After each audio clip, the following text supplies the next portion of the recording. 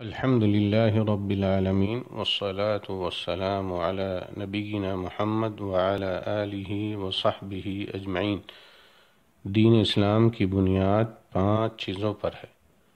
پہلی بنیاد دل کی گہرائیوں سے اس بات کی گواہی دینا کہ اللہ کے سوا کوئی معبود برحق نہیں اور محمد صلی اللہ علیہ وسلم اللہ کے بندے اور رسول ہیں۔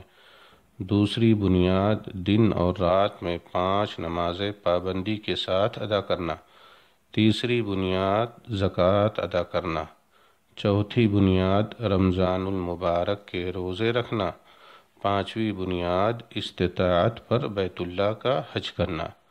دین اسلام کی تکمیل ان 5 ارکان سے ہوتی ہے۔ اگر ان میں سے ایک رکن بھی نہ ہو تو دین کی عمارت نامکمل رہے گی۔ ان 5 ارکان کو دین اسلام میں بنیادی حیثیت حاصل ہے۔ رسول اللہ صلی اللہ علیہ وسلم کا فرمان ہے: بنی الاسلام علی 5 شہادت ان لا الہ الا اللہ وان محمد رسول اللہ واقام الصلاۃ وایتاء الزکاۃ وحج البیت وصوم رمضان۔